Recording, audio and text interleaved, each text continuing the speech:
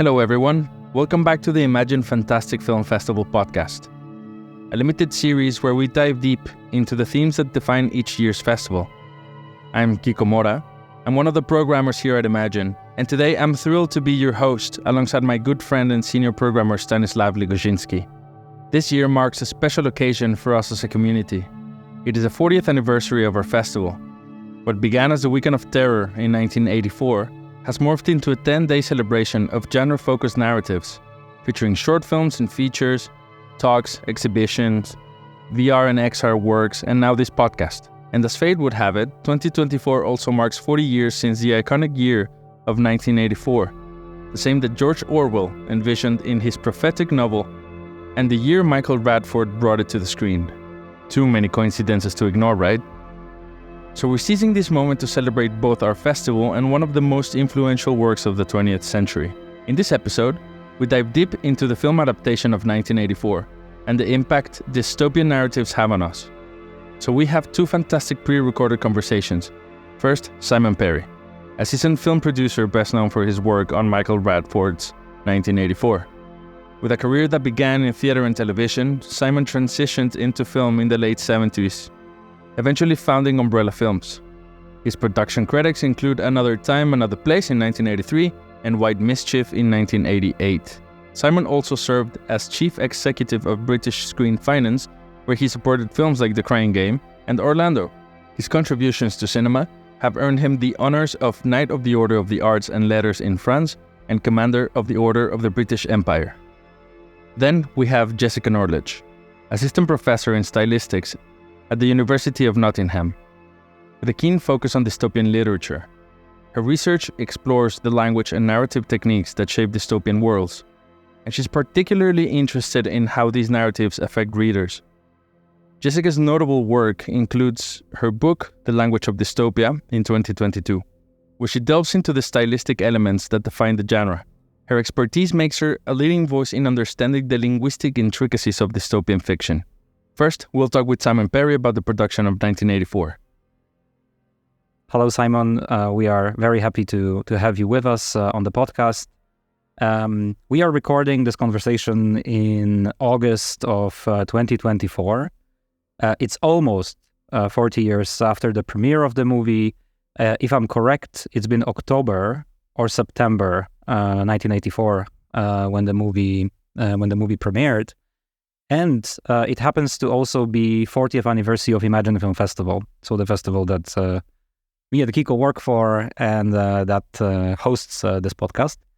So we hold this double anniversary, and we thought that this is a great coincidence and also a great opportunity to actually revisit the novel and the movie, and also the legacy of George Orwell, and possibly ask a question about the relevance of 1984 today.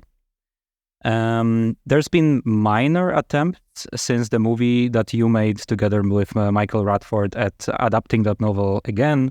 Famously, Michael Winterbottom lately had several attempts at making that movie, but we haven't seen anything premiered yet.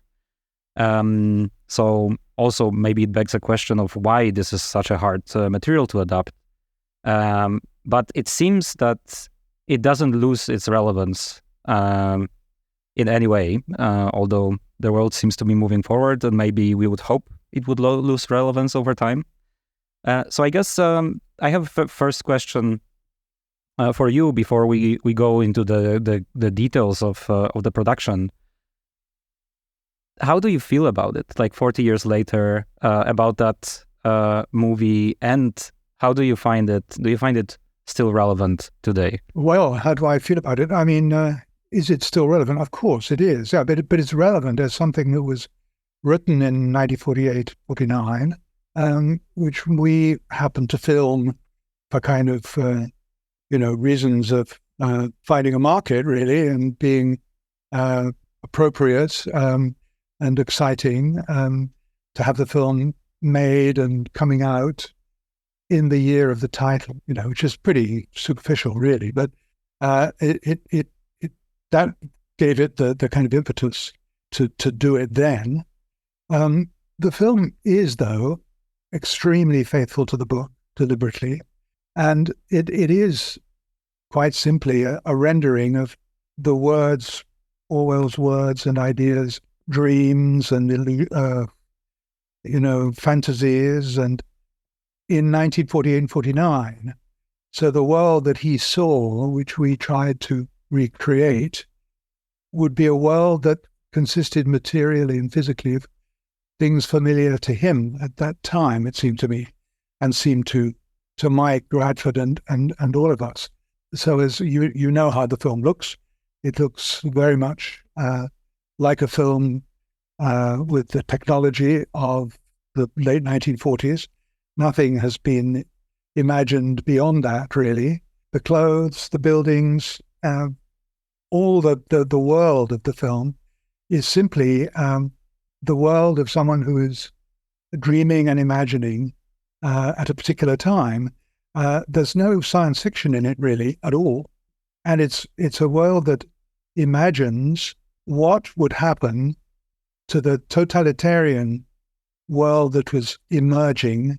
The socialist totalitarian world was emerging in the Soviet Union, and how, if that progressed and evolved and became more and more developed, and how its practices and its methods became more and more extreme, what that would turn out to be. I think to jump right into the movie, what I would like to ask you in your personal journey, like the first time that you were exposed to the novel, and how that changed, how that perception changed while you were making the movie. I'm pretty sure that you had a deeper understanding when you see these like monstrous sets, all the extras, like you really feel like you're there, particularly in the 2 minutes of hate scene.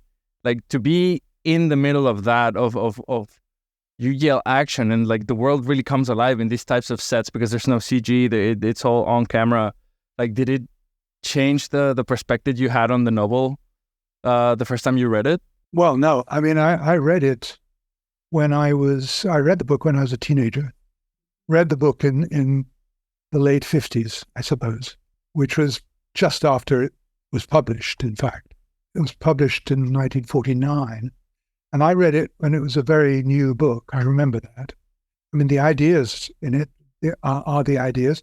By the time we came to make it, the Soviet Union had not yet imploded. I mean, it had been in force and being what it was for many years already, enough to see that it had not become what Orwell imagined, but was still kind of incorporating quite a lot of what he imagined. But it had not developed. I mean, newspeak, principles of newspeak had not evolved. Language had not been used in this way. The destruction of words, the reduction of vocabulary, the killing of language, really, that he recounted, that had not happened. And it was more clear than ever, really, that the book, the story, was a satire. It was not really intended to be prophetic.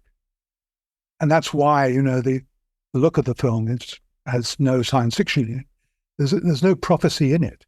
It's a sort of analysis. It's actually what it is, though, quite simply is a satire. When we came to make the film, we knew what we were making. We were making a satirical film, political satire, which was, and I suppose this is the one discovery that we did make, actually, when we were involved actually in making the film and seeing it come to life. We realized how comic it is, that it's not, it's not a story of, it is a story of horror and of dystopia. But the fact that it's satirical and the fact that, it was purely imaginary, we knew by then it hadn't happened, it distanced us from it and enabled us to enjoy it. We laughed an enormous amount about what happens in the film, about the characters, about the ludicrous things people say, the absurd attitudes. We chuckled away. I mean, we thoroughly enjoyed it. I just wanted to say, because as far as we know, also you weren't the only ones that tried to do that film at the time, but But one of the things that spoke in your favor was actually that idea of staying true to that original setting and staying true to the novel. The rights were with Chicago-based lawyer Marvin Rosenblum at the time, and there were others also that, as far as I know, that were trying to maybe get those rights at those time. And all of a sudden, there is Michael Radford. There's obviously Roger Deakins, who is now, like probably the most prominent, the absolute legend of cinematography. But you were all relatively young people. You were 40, 41. Michael must have been around 38, 9, and you got to do that. So, like, can you tell us a little bit of the process of acquiring those rights? How did you manage to convince the right holders to give the material to you? Well, actually, no, it was the other way around, funnily enough, because Marvin Rosenblum was not a man in the movie business at all. He was a business lawyer in Chicago, but he had this kind of desire to be in show business somehow or another. And he had, in about 1982 or 3, he had the idea of trying to acquire the rights to Orwell's book. And he was convinced, of course, that they would be worth something, and worth particularly more and more as 1984 approached. He persuaded Sonia Orwell to sell the rights to him. He came to England and he spent time doing that, and he convinced her. And then he had the rights and he went off. Basically, he went off to Hollywood to try to find a producer, a studio, a director, and so on, who would set the film up. And it may be hard to believe this, but he couldn't do it. He couldn't find anybody who was really interested in doing it. Funnily enough, I think the person who came closest to being interested was Francis Ford Coppola, but he wasn't interested enough. And none of the studios had any real interest in picking it up.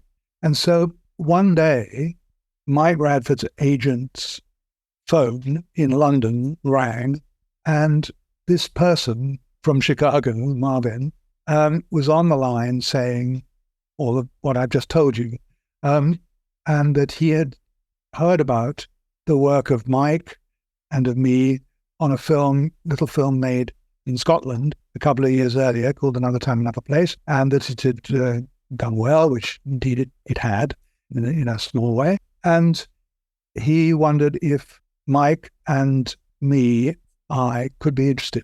It was really that. I mean, it was because there was no competition, actually. He came to us. We didn't go to him and say, please let us make a film of this. He came to us and said, would you be ready to do it? And I said, yes, I think so. Let me talk to Mike and so on. And then 2 days later, I called him and I said, look, would you come to London and sit down with us and talk about how we're going to do this? And I'll suggest to you how I think we could do this from a business point of view. And he said, okay. And he came and we had dinner. I said to him, look, what I suggest we do is you, Marvin, and I form a company, a British company, which you will put the rights of the book in. And so we will jointly own the rights in this company. And I believe that I can find the finance for this film very easily. I was ready to say that. I was in a position to say that because I had already explored the idea of setting the film up with Virgin, the Virgin company. And I knew I had friends there. I was making a film with them at the time anyway. And I had just explored the idea. And they said, Richard and his executives, this little company, it's quite a small company. It's a record company. I'm sure you know that. So Marvin said, fine, okay. No money changed hands. He just put the money into this he put the rights into this British company. And away we went. And Mike said, I can write the screenplay in 3 weeks. We said, actually, we can do this film. If we do the film now, if we start pre-production on the 1st of January, and if we start shooting no later than the beginning of March, we could have the film ready for release in the year of the title. That was very important. What I find almost like impossible to comprehend, because there's so many things that align so perfectly in that film, and it's a very elaborate concept, like starting from how it's written to how it's acted, but also the whole concept of also how it looks, like the look of the movie, the use of, I don't know if it's archival footage or not, but the use of the archives, the group scenes, like all of it, like it's just orchestrated so well that it's almost hard to believe with how quickly you managed to put it together. How was that process? Like, if you met for the first time in October, you say October 1983, and then movie started shooting just a couple months later. Was Michael ever considering shooting 1984 before, or basically this was just... No, we had never thought about it at all. In fact, he sat down and read the book when we thought we might be going to do it. He had read it, I think, a long time ago. He really did write it in 3 weeks with Jonathan James, a co-writer, a British guy who now works in Hollywood, actually. But by the way, there's very little archive footage. Almost all that passes on the telescreen, all the battle scenes and so on, and all the so-called sort of newsreel stuff, we shot that. That's written and shot by Roger Deakins, of course. So there's a little bit of one of the things that was I guess, kind of particularly appropriate was the way the telescreens worked, because there's no special effects in the film at all. Everything was shot, including the telescreen and the material on it in every situation, whether it's in Winston Smith's flat, whether it's in the open air somewhere, large screens, small screens. It's all back projection onto screens in the studio. That was a wonderful character. I'm ashamed to say I've forgotten his name, but he was a kind of video engineer, and he did this. He had created this back projection system. The decision for the shape of the screen was something that's our choice, with a sort of strange curved top and bottom flat sides. He would be there with his machine, with his back projection machine, with 16 millimeter film running through the projector and projecting it onto the back of a screen which was in the set. So John would be crouching beside the screen, with his diary, and then it would be turnover from the first assistant. Charlie would start his projection, and up on the screen would come whatever was needed for the scene, literally in real time. Nothing laid in afterwards, no special effects. And can you say a little bit how you achieved that look? Because that's something very special and very particular, the color and the texture of the image. We invented a color process for the film. In fact, the laboratory invented it. What we wanted was color that looked like black and white. That was the brief, really. It was achieved in an extremely simple way, which actually has nothing to do with light. It was achieved by the laboratory you remember this 35 millimeter film, and it's emulsion and, that whole process of baths in the laboratory. Negative goes through one bath after another. It goes through development bath, and then it goes through fixing bath. The way that film used to be processed in that way was with 3 fixing baths. You had a development bath, which produced the picture, and then it needed to be fixed. And in the fixing process, the silver in the emulsion is removed. They decided that they realized that if they missed out one of the fixing baths, some of the silver would remain in the emulsion. And that would give it a look which would, can imagine, leaving silver in the color, would mean that the blue would have a very particular sheen. It would be darker, but it would have a certain sheen to it. And this meant that from the point of view of the art direction on the set, and the costumes particularly, and the lipstick, we had to shoot with light and colors that, when put through this process on the film, would produce the right effect. What it did effectively was, it meant that the reds had to be more orange, they had to have more yellow in them, the greens had to be somewhat more with a yellow tinge in them on the screen. And in fact, on the set, I mean, so that when the silver is effectively added, because it's not taken out of the emulsion, so it's added to the color, that would produce the desired effect. And this was something which was invented by the British laboratories, Metro Color, and was used again on one or two other films, not Brazil actually, but it could have been, but one or two other films afterwards. The reason that it was quite complicated in a way as a technique was that it had to be done on every print. Every print had to be put through fixing bars, development process. Every laboratory in the world that made prints of 1984 had to have the instruction of how to do it. Fairly complicated for the distributors to handle, But they did it, and now it doesn't matter because everything's been reduced to digital stuff anyway. But and of course the digital masters had that incorporated in it. But it's kind of interesting, and in a way it's kind of interesting that it's the valuable element, the silver, that is left in every print that makes it interesting that this is a film about an absolutely impoverished world. What I wanted to say is, we spoke a little bit about how true that film stays in so many ways to 1948 and that reality of the 40s. But there's one aspect of it that brings it clearly to the 80s, and that is music. And of course, that music situation is also something that remains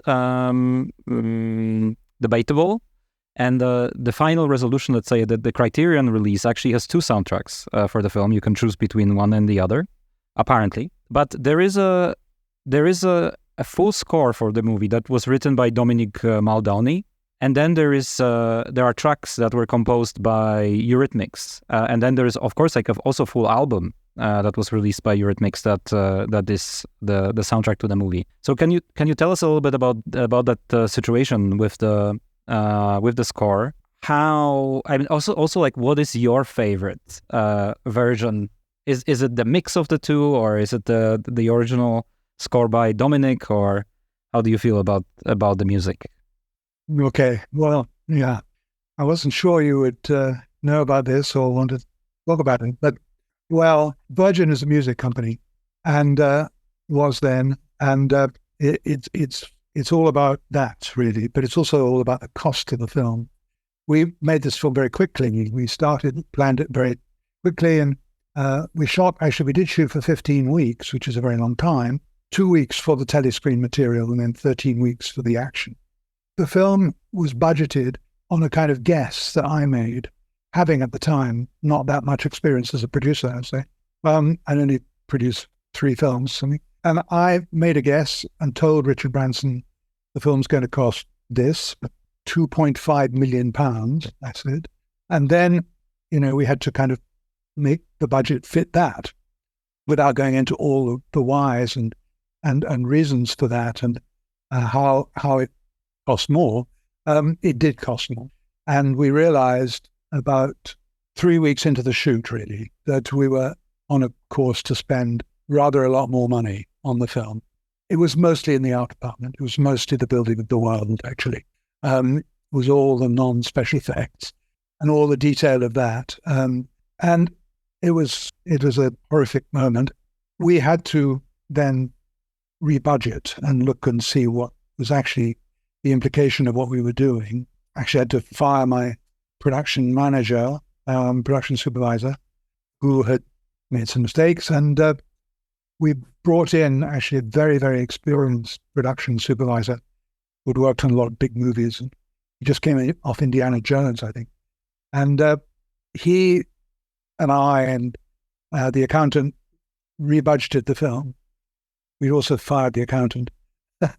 And we then had to go quickly to see Richard Branson and tell him. Richard Branson, you may know this, doesn't anymore, but he used always to live on a houseboat on the canal in London. And he had this kind of hippie lifestyle, which was all fake, really, but He's very informal, etc., etc. And I remember the afternoon going with the production supervisor and the accountant to see Richard on his houseboat. He was sitting there at his round table, and we said, the film's not going to cost £2.5 million. It's going to cost £3.75 million. In other words, there's an increase of 50%. We can promise you it won't be any more, but it is going to be that. And actually, to give him his due, he was great about it. Actually, he said, well, the important thing is that Mike needs to make the film he needs to make. It was rather like actually what happens in the rock and roll business, when the rock star, goes completely out of control, snorts far too much and takes too much time and all the rest of it. The record company has to indulge it because they have to, otherwise they won't get the record. And they take the manager out the back and beat the shit out of him. And that's what happened here. Mike was indulged by Richard and given all the money he needed, and I got the shit beaten out of me. And one of the ways, though, that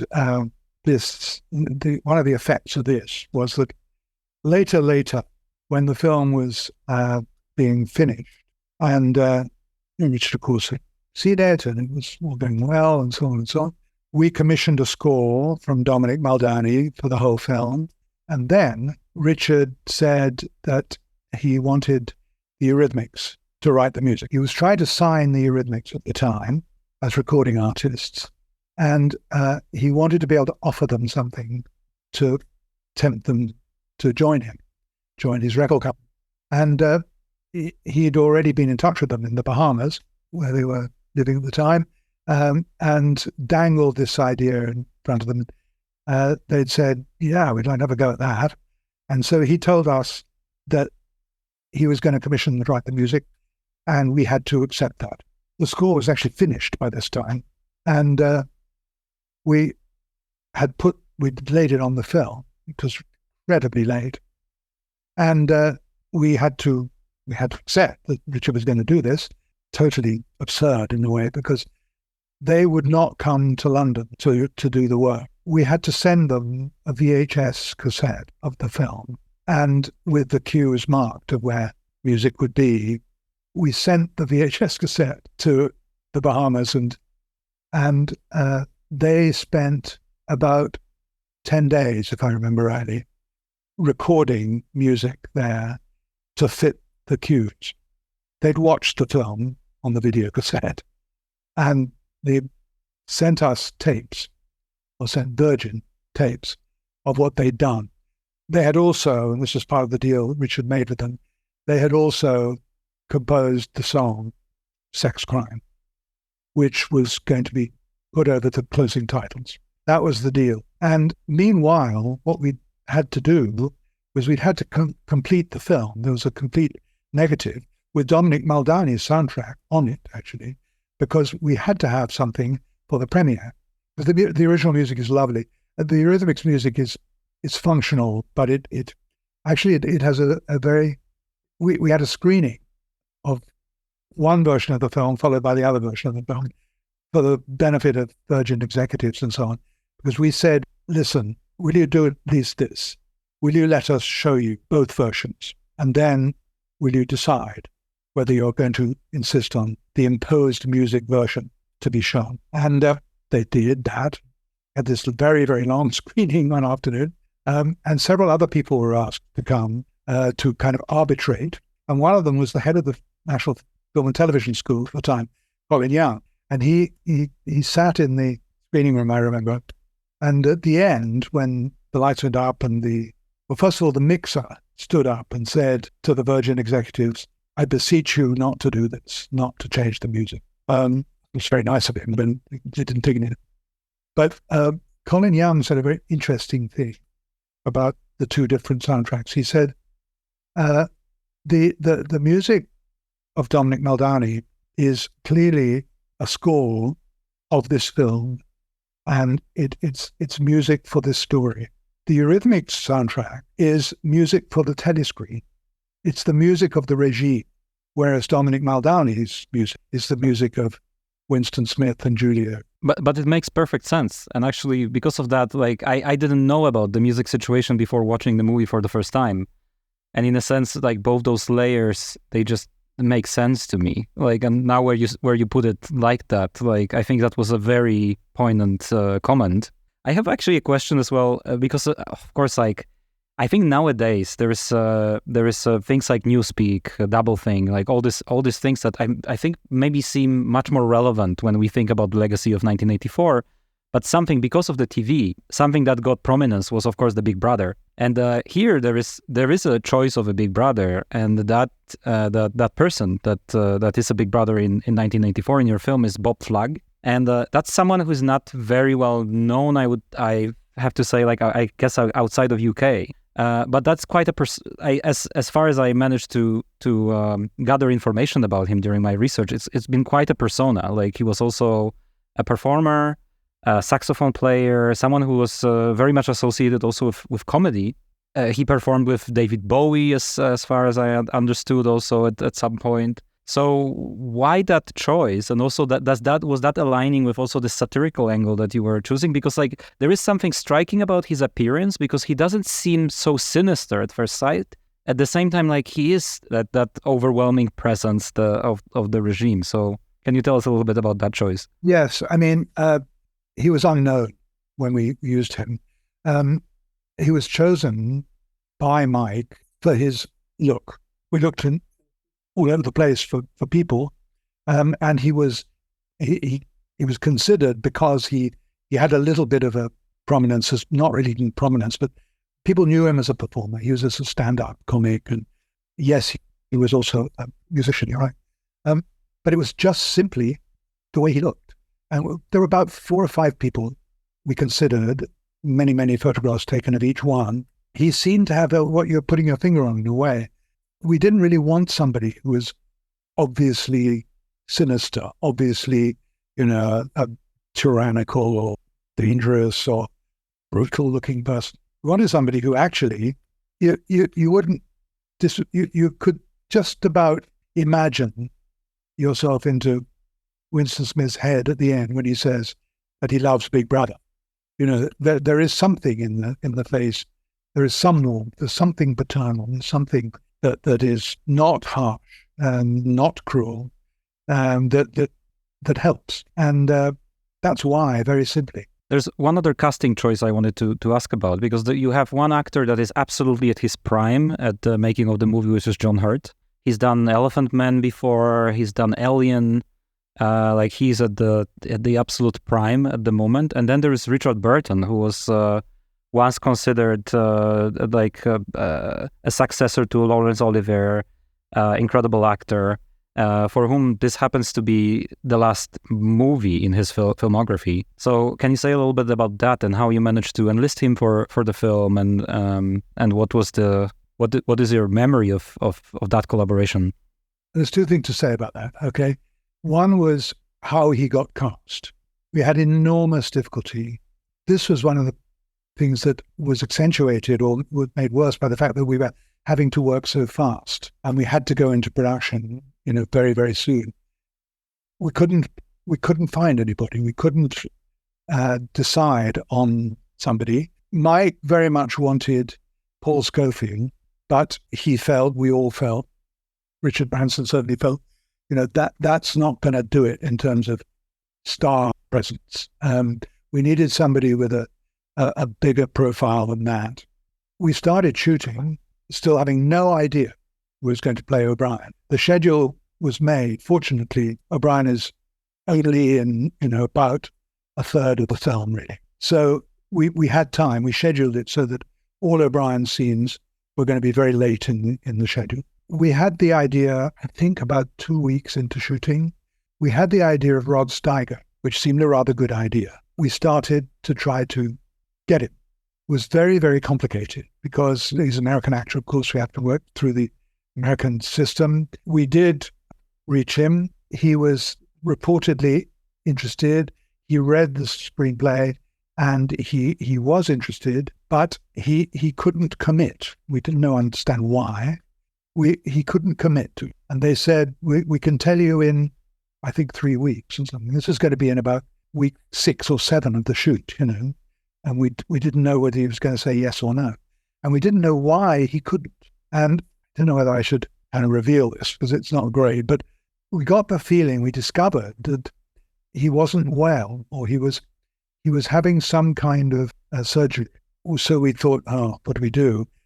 Well, we decided we'd sort of wait a bit. And then I can't remember exactly how it happened, but what we discovered was that he was having work on his face, and that it had not gone well, and they weren't sure whether it was going to be fixable in time for him to work. And at a certain moment, we just had to duck out and stop the process. We had to say, look, we just can't wait any longer. And then by a wonderful chance, I don't know how it happened, but there's another agent who kind of came into the picture, who was an agent in Los Angeles who looked after Richard Burton. She somehow had heard about the Steiger story, and that we were probably not going to be able to cast Steiger. And she got in touch with us. She got in touch with me, and she said, is this true? Would you consider Richard Burton for the role? It's an interesting way around, rather like Marvin coming to us for the rights. She came to us and said, would we send a screenplay to Richard in Switzerland, where he lived at the time, and he would read it quickly and let us know. We did. He read it overnight, and the following day, his wife then actually called me, and then the agent called me, and 3 days later, he was arriving at Terminal 3 in Heathrow Airport, and we couldn't believe our luck. You see how he looks in the film. He was only 58, 59, something like that, but he was not. Actually, he looked great for O'Brien. He was a gift, an extraordinary gift to work with. He was absolutely wonderful. And the second thing to say about all this is, first of all, the strange story of how difficult it was to cast him. But when he came, Mike, as a then cheeky young director, he said to Richard, after they'd done a bit of rehearsal and so on, he said to Richard, listen, I've hired everything of you except that voice. I don't want you to play Richard Burton for me. I want you to leave the voice at the door when you come on set. I want a voice that signifies nothing. I don't want any of that stuff that, you used to do at the old big theatre. And Richard was very, very charming. He would do scenes, he'd shoot scenes on. Sometimes he'd do a take and then he'd stop. He'd say, sorry, Mike. I know, I did a Burton. We'll go again. And and you can tell, I mean, you see what I'm talking about, that because of the way he's speaking in this soft, monotonous way. It's very cool. There's no emotion in it at all. No edge, nothing. And no projection. Theatricals, yeah. He had to bring himself down. Must have been lovely to have such a veteran know when to tone it down, how to level himself. Well, yes. I mean, he was an extraordinary actor. Mike said that was a gift, if you like, because it was having him, because he said it's like I put a dish in the oven. I ask Richard to play this scene, and I bring it out, and it's perfectly cooked. Richard just got it. He just really understood what Mike wanted to do for the best effect, for it to be sinister in the way that was needed. The character is a very, very complicated character, Brian. He's been through, what he's bringing to the job he now does. So that was good news. So another thing I wanted to mention about. Oh yes, well, just to say, of course, that I'm sure you know that Richard was a colossal alcoholic. Everybody knows that. So was John Hurt, and who never touched a drop during the shooting of either of the two films that we did with him. 13 weeks he went on Night Age Full, and then he was in White Mischief for 2 years later for us, and he didn't touch a drop then. Richard, the same, but during post-production, Richard had to come from Switzerland to do the voice work, the voice replacement, we call it automatic dialogue replacement, to do the post-syncing. And he came, to Twickenham Studios, where the film had been based anyway. And he came and he did his voice work. He went back to Switzerland, and this was at the beginning of August in 1984. And he went back to Switzerland, and John paid him a visit. They'd been keeping in touch, and John made a little trip down to Switzerland to spend a night there and have a major night of it, apparently, the two of them. They broke the rule because now Richard had done his stuff, and so had John. And then Richard, 2 or 3 days later, on my birthday, as it happened, died. And he died before the film was completed, in fact. Wow. But he'd just done all his work in time.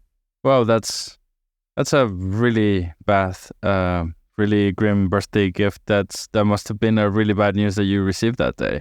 Well, yes. I mean, I have to say we weren't surprised. Of course. You know, you knew it. Yeah. I mean, he was in terrible shape. His body was in terrible shape. His spine had started to disintegrate. Pitiful to see. When he was working, there's a scene where O'Brien receives Winston Smith in his office behind the facade of London University, and he's drinking a glass of wine out of sight. Below the desk, there is an assistant director holding up Richard's arm because he couldn't lift a glass of wine. And all through those scenes in the torture chamber and so on, if you look carefully, he doesn't really do much because he can't. Was there any also special dietary regime or something that John Hurt applied? Because his body is also very, I mean, of course, it's so believable when he undresses and everything, how he is this tortured individual that is going through all of this horrible. I'm afraid to say no. That's John. John had very serious pancreatitis before the film, because he was well down the road of alcoholism, before that, and his body was pretty wrecked. Actually, he was very, very skinny and thin. He didn't diet. No, it's partly in the lighting, but he was just not a burly fellow at all. But I think it works for the character. It works for him. The way he moves through this world. We've taken a lot of your time today, and unfortunately we're round out of it. But we would like to maybe ask you to say some words, now, 40 years later, with the anniversary of the film coming. There's people that hopefully still are going to watch it for the first time during our festival. So how would you introduce very quickly this movie to someone, to a kid who's still discovering cinema, and they're like, oh, I'm gonna watch the movie on its anniversary, or the fan that has seen it so many times but never in a big screen, like myself, for example. Have you never seen it on a big screen? Never on a big screen. I'm very excited about it. What we hope we've done is we've brought the imagination of one of the most important political thinkers, authors of all time. We've brought a work of his imagination to the screen, but it's not intended to have been prophetic. It's not intended to be horrific. It's supposed to be a satire. And the fact that it's a satire should comfort you, should really make you not afraid, because these things actually can never happen. It's terrible to imagine that they might have, but they didn't, and they won't. And so really, you can just enjoy this. You can enjoy it as a tale of absurdity, of what, human beings might have been capable of, but weren't.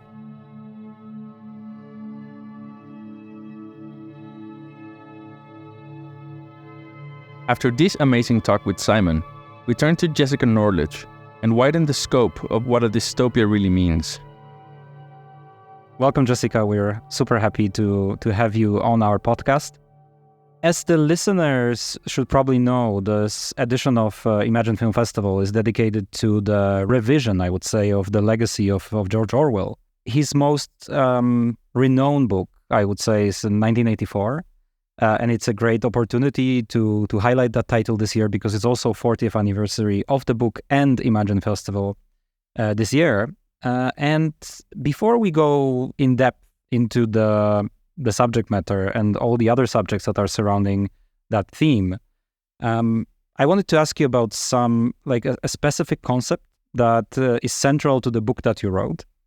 And it's a concept that is often used as the I would say tag that is often attached to 1984, which is the term dystopia. And I guess, it's the term that we often use and we filter it through as just very common sense. So there's utopia and there is dystopia, and maybe dystopia is a failed utopia. But as it seems like matters are not as easy as they seem. So I guess the first question I would have for you is like, what is a dystopia? And are we right to call 1984 a dystopia? Yeah, definitely. I mean, I think certain literature critics might argue with you about what type of dystopia it is. But there is general agreement that it would fall under that particular subcategory of sort of science fiction and speculative fiction. So the term dystopia is sort of derived from the word utopia, which was originally sort of coined for the title of Thomas More's novel, Utopia, sort of around 1516. And generally that translates to mean sort of no place or nowhere. So the imagined island in More's novel, Nusquama, is sort of nowhere, no place land. Most people seem to think that the dystopia is a sort of pun on bad place. So the other sort of etymology of utopia, eutopia or estopia would be good place. And that's where that contrast, that combination comes from. So generally, dystopia tends to mean bad place from the denotation of that dys prefix.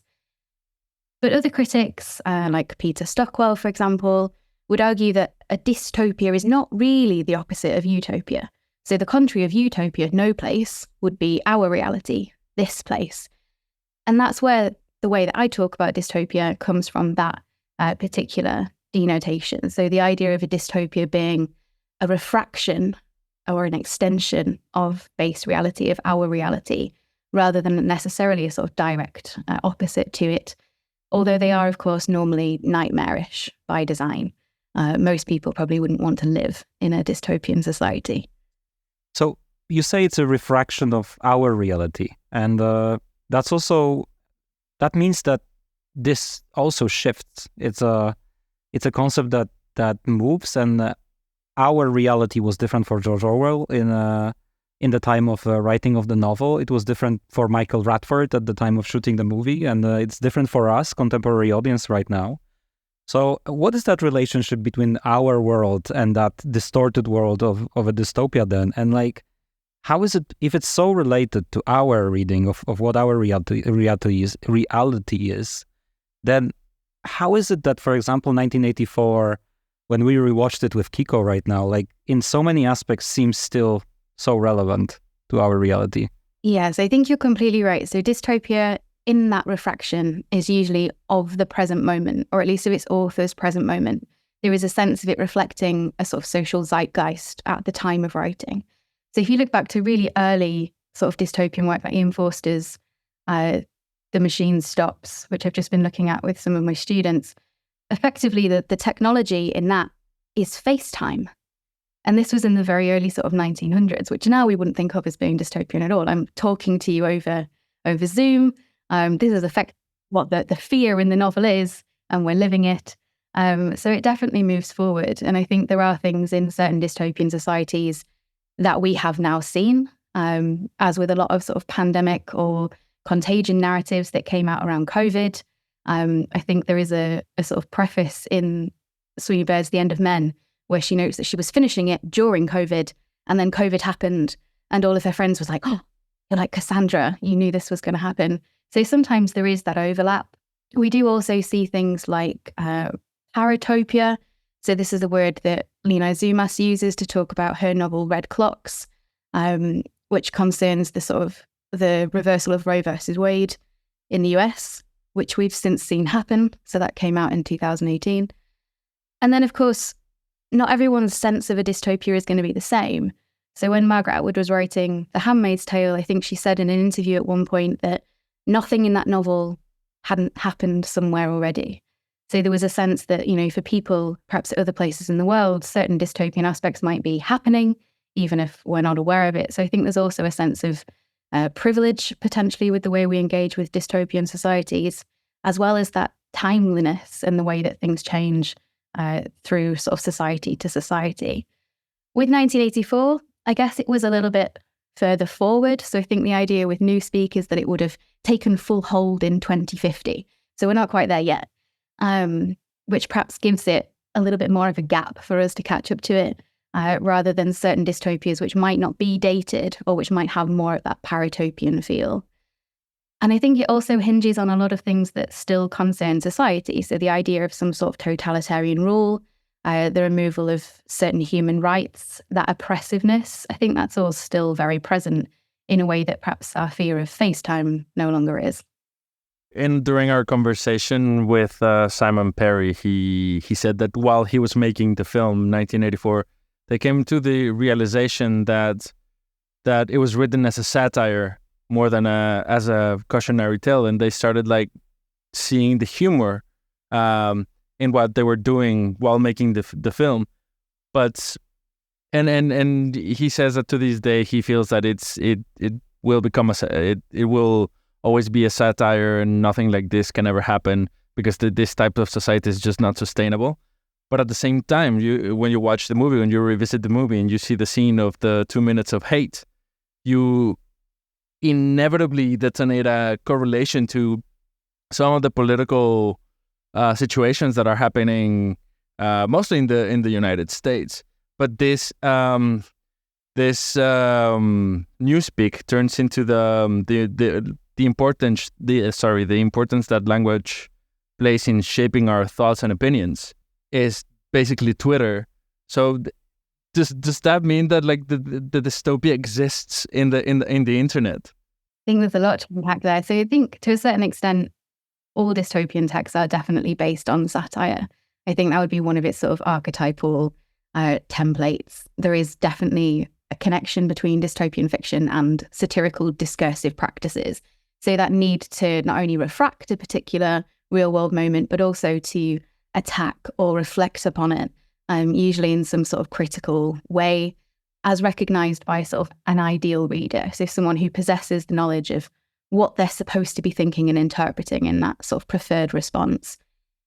In terms of the connection with language, absolutely. So dystopia and language go hand in hand. There's a quote from an academic called David Sisk. He's got a book called Transformations of Language in Dystopia, where he makes the claim that language is so crucial to the dystopia that we're justified in labelling it a sort of generic structural element, so a massive part of its sort of integral core, without which a fiction couldn't be dystopian at all. And that seems like a massive claim. But actually, when you think about it, given the wealth of dystopian texts we have at hand, language tends to play quite a big role in a lot of them, whether it's through language loss or restriction, like in something like Christina Dalch's Vox, where women are only allowed to speak 100 words a day. We see it in the need for precise language in Lois Lowry's The Giver, where they're not allowed to lie. In The Handmaid's Tale, they're not allowed to read or have access to writing materials or certain forms of communication. When we're looking at the connection between language and power, it's always the first thing to go that's changed or restricted in some way. And that's definitely at the heart of 1984. So that need to manipulate or restrict language in order to then change or control reality. So it's part of that reflection of what's called the Sapir-Whorf hypothesis. So the notion that language determines our perception of reality. And a lot of dystopias are sort of Whorfian in that way, 1984 being one of them. I think Orwell said in the text that Newspeak was designed not to extend but to diminish the range of thought. So by working with that language, the members of the society, of the party, could only think in a certain way because language wouldn't allow them to think otherwise. So it's that absolute form of control. With social media, I guess we do have that priming. I mean, things like this is where fake news, I guess, has come from, which seems very Orwellian, as well as perhaps certain monitoring of language, the way we engage with it, the way we believe certain things through the messages that we see day to day. And there are a lot of dystopias now which take on social media itself, things like Followers, The Circle, David Eggers' novel, which I think was it was Emma Watson, Tom Hanks in the film adaptation, I think, which take on that kind of overpowering social media presence that has language at its core. I think what is interesting, I just started thinking about it, Kiko, when you mentioned what Simon told us, that he doesn't believe that this type of dystopia is ever going to be real or fully realized. But I think what is maybe more interesting is that we look at all these different groups around the world and all this little like political spectrums, and like everybody has their own language, and it seems like we all live a little bit in different realities. And I'm wondering how much then the language in which the novel is written plays a part, like in the possibility of even recognizing something as a dystopian text. And is there a possibility of a text existing, or is that the case where, like one text will be read by one group of readers as a dystopia, and by the others as like a perfectly realistic rendering of reality? Or I think in terms of sort of suspension of disbelief, that level is different amongst readers. So there might be aspects of 1984 which you're more inclined to think, yeah, I could see that happening than perhaps I would be, for example. Or there might be aspects of a text that seem more believable in the present moment than maybe they did when it was written.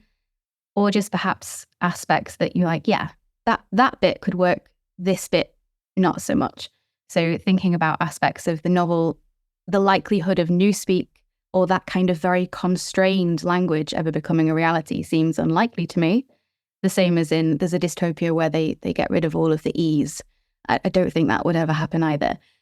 Whereas aspects of the novel in terms of the constant monitoring with the technology, where people are currently always in sight or in view of a certain type of camera, that I could imagine, because we have aspects of that now. So I suppose whether or not you can perceive of the text as a whole as being fully believable isn't so much the question as whether or not aspects of it seem like they could be possible. One of the arguments I'd make in work of my own is for it to be dystopian rather than just sort of science fictional. There has to be some sort of authenticity in it that you can latch onto to think, yeah, if we don't change a certain behaviour or address a particular socio-political cultural issue, that could happen.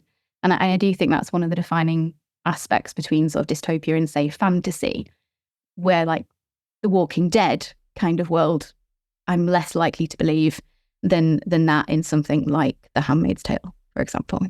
Yeah. Or I think Black Mirror has done it in a great way, but in touching different aspects of it. And I think that's kind of the main point, because I don't understand, and I include myself in this, that why are we so addicted to watching such grim stories, or how we're basically screwed for the future, instead of gravitating towards like the positive? Is it because maybe when you mentioned that utopia comes from the word no place or nowhere, is there a correlation to like a utopia being unachievable, that we just try to focus on the futures that we think are not going to happen to us because the present is also not that great at the moment? I mean, we certainly see fewer utopias, and they did sort of fall out of popularity for a while before things like 1984 came out. I think the reason why people like them, I've been asked this before, and I have a few possible speculative reasons. I think one of them is because they have a really remarkable resonance. So dystopian texts linger. I often find that when you finished a dystopian novel or perhaps a dystopian film, if it was really good, for a while you just have to sit there and be like, don't really know what to do now. Shall I go make some tea? In a sort of, that was very overwhelming and emotional, and I don't quite know how to contend with the emotions that I'm feeling. And then they stick around after you've read them, and 1984 is definitely one of them. You know, to ruin it for all of your listeners, the sort of he loved Big Brother ending kills me every time I read it. It's an incredible way to finish that novel. But I think a lot of people either appreciate the sense of hope that might be found at the close of particular critical dystopias, not all of them, but some of them. So thinking that there is a way out or a resolution that we can work towards. Whereas I think for a lot of other people, they either enjoy the sense of estrangement, so the unusual sort of defamiliarizing experience of working with a text or a film that feels familiar but's weird in one or more ways. And I also think they're oddly cathartic. It's kind of like listening to sad music when the world outside is on fire. It's potentially quite relaxing to look at a world that's even worse and think, hey, it's not that, or we can fix things before we get that far. I'm wondering also how much maybe it's tied to our still like residues of magical thinking, that we like to think that there are people that are prophets and they just see into the future. And although it's very often just extrapolation of what they see around and their power of speculation, but then we look, there's so many cases, I guess, like of writers that are discovered kind of post factum, like few years after, when the things that they write about actually do materialize. And then everybody's like, they've seen it 20 years ago. Like they are prophets. Now, let's turn to their, literally legacy and like see what the other things they wrote, because, maybe they predicted something that is going to happen to us as well. And I think lately we've seen it with the emergence of the whole metaverse discourse with, I think, Neil Stephenson and then the snow crash and how he conceived of that term. Yeah, I really like the prophetic nature of it. You see it a lot when dystopian texts or science fiction texts have dates in them. So when we hit sort of Back to the Future, or what was the other one, Blade Runner, like having passed those years, everyone was like, right, what did they get right? And I think there's something to that in a sort of checking or an enjoyment way of actually, this is the reality we're in now. What did you see? What did you hypothesize? What happened with that? And perhaps we do that the same with texts that are just starting to come out. Will that be correct? Will I live to see it? Will those changes happen? It's fascinating and weirdly enjoyable. But something else, I guess that is embedded in the language, and maybe we can extrapolate that question a little bit more towards cinema in a bit, is because there is a language in which the characters communicate with each other, and we can take critical distancing towards it and say, like they got that wrong, or like this is so twisted and distorted. But of course, in literature, there is also the language in which the author communicates with us.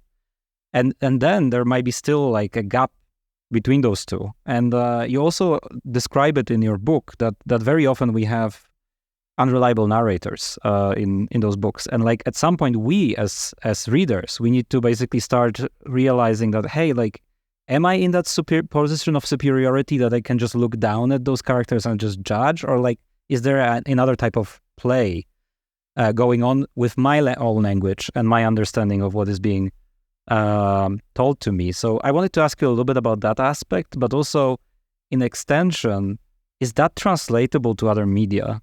It's an interesting question. So, I mean, in terms of the language aspect first, I differentiate in the book between the sort of the language of dystopia, so the stylistics of it as an actual text, a sort of composition, and languages in dystopia. So the particular, perhaps constructed languages that are used by dystopian characters or within a dystopian world, Newspeak being one of those languages. And Newspeak is one of the most complete languages we have in a dystopian text. But unlike works like Ridley Walker or The Book of Dave, Clockwork Orange, if you're familiar with any of those, they all have conlangs in them, so constructed languages. But the texts are written in those languages. So Ridley Walker is in Ridley Speak, and you have to read it in that particular language variety. There is no standard English in that text at all. It's quite short, but it's quite a challenging read because of those choices. In the Book of Dave, which follows a sort of futuristic world that's come across the journal of a long-dead London cabbie, Dave, and they speak in Mockney, a sort of mock Cockney futuristic language variety, which they've picked up from the way he writes in this journal. Clockwork Orange, we've got Nadsat, a sort of Russified argot that's the sort of slang of these particular characters. And those words are very much in the text. It comes with a glossary, which I think the author was originally not so much a fan of, but you do need it. You need it. Whereas 1984 in the novel, I've noticed there's more of it in the film, uses Newspeak only sporadically. So it's usually talked about as the language of the Times, the main newspaper. But but there's only a few newspeak words in the actual story. Most of what we know about the language comes through from the appendices at the end, which is supposed to be concerning itself with I think it's the 11th edition of the Newspeak Dictionary. So in the film and in the novel, they're currently using the 10th, whereas the 11th in the appendix is the sort of final, perfected version.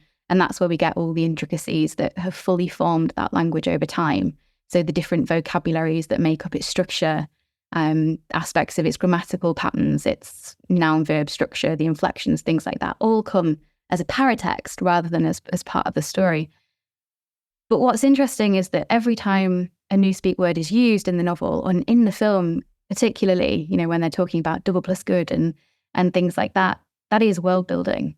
Is the sort of the novum, the new thing about that text that makes you realize it's strange and a bit odd, and the reality is working slightly differently.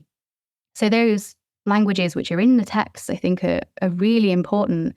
Language in dystopia is a defining aspect of world building and imagination, which I think is foundational to both conceptualizing character and the broader dystopian aesthetic. And I think in film, we've worked a little bit with David Peterson.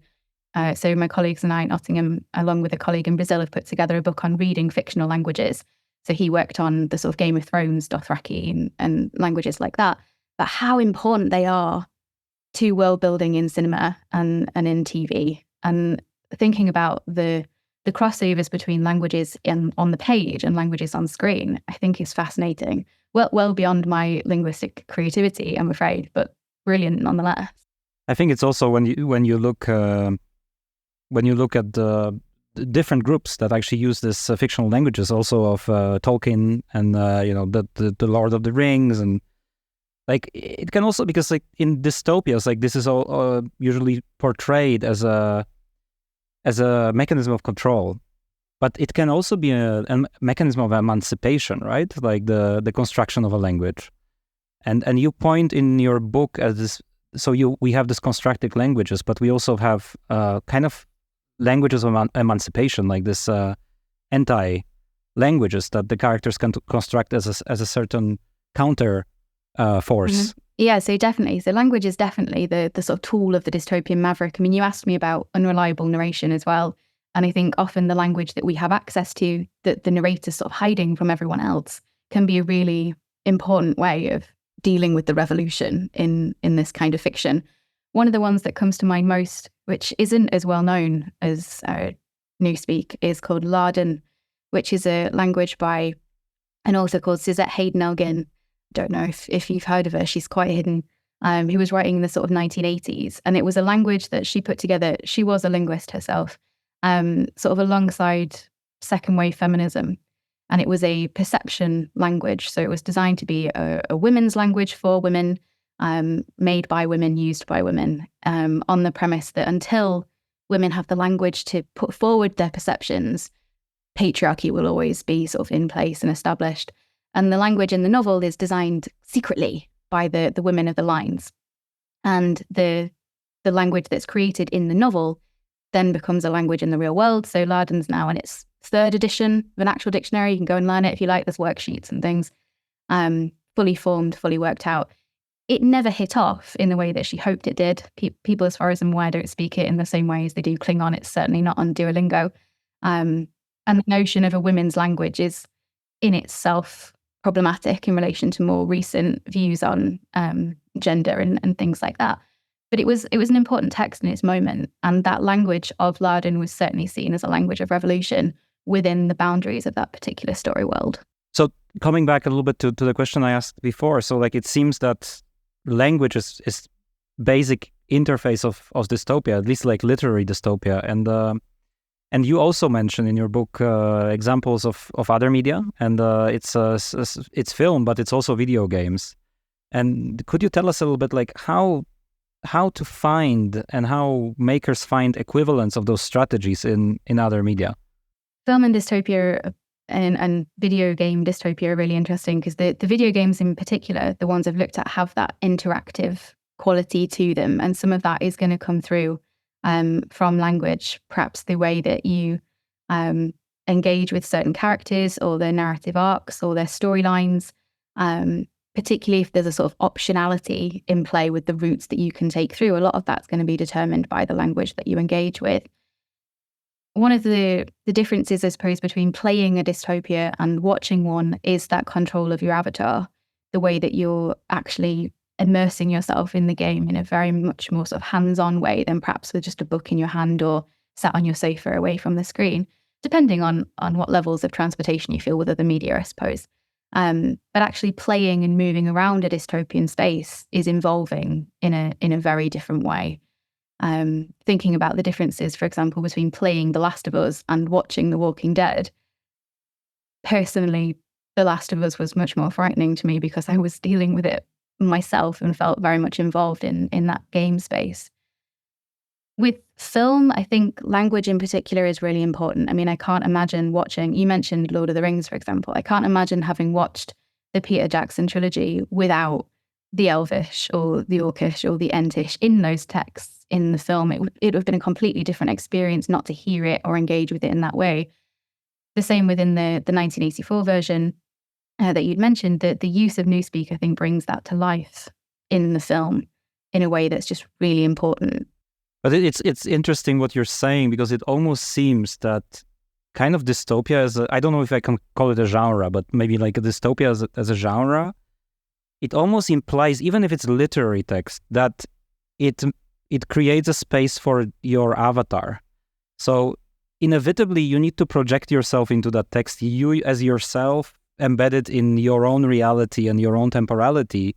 And because otherwise it kind of doesn't. All those warnings, all those little like traps and mechanisms, they are not being activated if you don't project yourself in that position. Because this is in a way the whole mechanism in which like that this genre is based on. Yeah, I agree. And I think it's a big part of things like, dystopian ethics. So being able to position yourself in relation to a particular character, so to project an aspect of your consciousness to a character consciousness is a big part of how we read generally.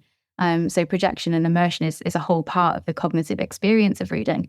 But I think with dystopian texts in particular, to come away with that sense of, I don't know, having to change something or to recognize aspects of your reality, you've got to make those connections as you read. And usually that is through character, because that's the sort of focalizing viewpoint that we have access to. So whether that's Winston or the handmaid or a different character whose perspective you're taking on, that's how you're going to experience things like the emotion of the text, the fear of a text. A lot of that comes through that mind modeling of a particular character. I guess there is some recurring theme that maybe we can use a little bit to start wrapping up, with Simon saying that when they tackled the 1984 and the question of adapting that, they quickly realized while working with the text that they don't believe that this is an achievable nightmare, that we're ever going to 100% reach that level of atrocity and the generation of language and everything. Yet we still keep on finding that relevant, and there is phenomena in the world that appear that remind us of that. And maybe there is that oscillation between believability or possibility that we just mentioned, but also something being far enough to become a symbol or an archetype in a way that, like that restoration of dystopian and utopian thinking, like basically posing ideas that are impossible to achieve, and the ones that we never ever, like they are so horrific that we actually don't believe that we're gonna get that far, but they can, because of that, they can serve as a kind of a little bit of a compass.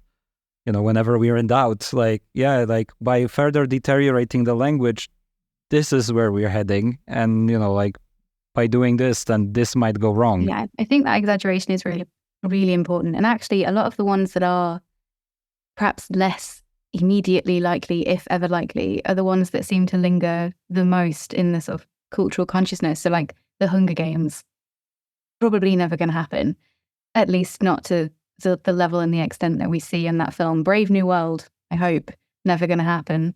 The Giver, as another example, very unlikely to happen. But they're the ones that if you look on things like Goodreads or Library Thing, where people cite top dystopias, they're the ones that hit the top. Fahrenheit 451 is another one, right up there. If you ask someone, what would be a sort of a go-to dystopian text, they're the ones that seem to linger the most in people's memories. perhaps more so than the ones that are more likely or a bit closer to home.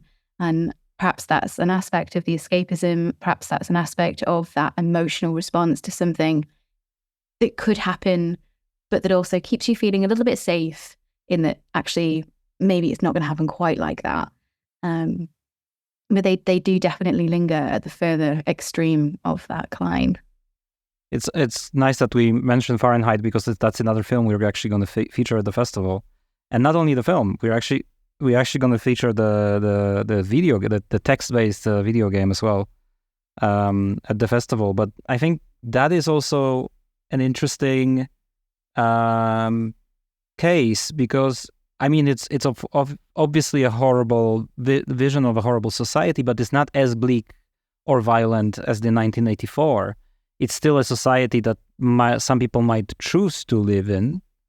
And of course, many characters do, like the main character's wife, and like they find certain form of happiness in there. It's like there is a little bit of that choice of of Neo in Matrix.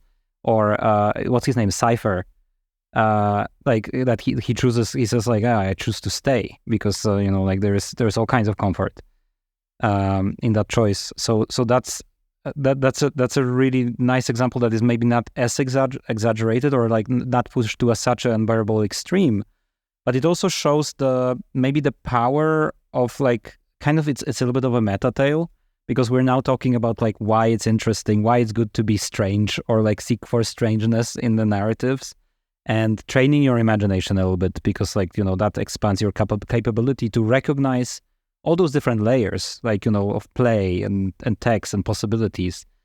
And this is about society that basically removes those narratives, I guess, to make people complacent. And yeah, it's interesting how often not only dystopias remove language or things like reading, but it's always art. It's the arts that tends, you see it in, I'm trying to think of other films that might be relevant, like Equilibrium would be another example. Where they get rid of the paintings and anything that's sort of joyful or creative. And I do think that is just another form of oppression, to make that control come through. It's always the arts. But it's also interesting, like how sometimes little is enough, because in a way, of course, 1984 turns almost the whole language upside down. So like basically denies all the all the differences. This is that, lie is truth. This is, like basically like there's almost like no differentiation between those terms. Like here, we, of course, in Fahrenheit, we have this central figure of fireman and firefighter, who's actually someone who burns books rather than puts down the fire. And it just reminds me of something that I read once in the interview with Alan Moore. And I think it was particularly when they spoke about the Leagues of Extraordinary Gentlemen. But he says that he often, when he's constructing his novels, and he's obviously also be talking about V for Vendetta, which is another great dystopian text to quote here, is that sometimes he sees reality as like the series of, like on a panel, like of kind of like knobs. And he says like, I just, like sometimes I turn a couple of knobs, but sometimes it's just enough to turn one knob and just like 5 degrees, and then look at all the consequences and like basically how it's going to derail everything else if you look 15 years into the future of like just turning this one knob. Well, domino effect, definitely. And I think you see that a lot across the genre. So the notion of a dystopian novum, so that the new thing, the thing that sparks that change, would be that tiny, tiny turn of the dial. And I think it's also a good definition. Maybe we can use that as a little like going towards wrapping that discussion, because people also, like, we are a fantastic film festival, like we operate in this like fantastic film territory, but I think our idea of fantastic has always been very broad, and sometimes people see something at our festival and it's like, but it's not science fiction necessarily, or it's not fantasy, like why is it featured?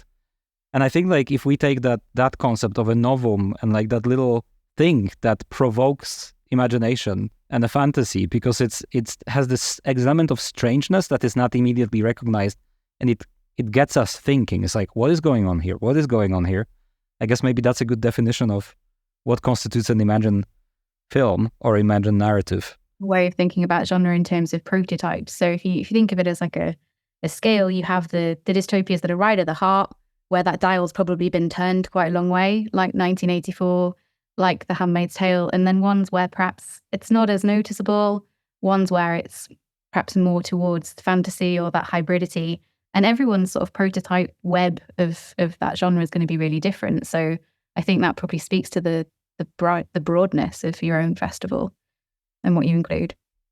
Yeah, so I guess that leaves us with this idea of I don't know, like I guess I see it now a little bit, the fantastic reading or like exposing yourself to dystopian or utopian or fantastic narratives as a gym, like as a mental training for ethical and possible future developments of our societies. So I like to think about it this way, and yeah, go work out and get lost in the grim.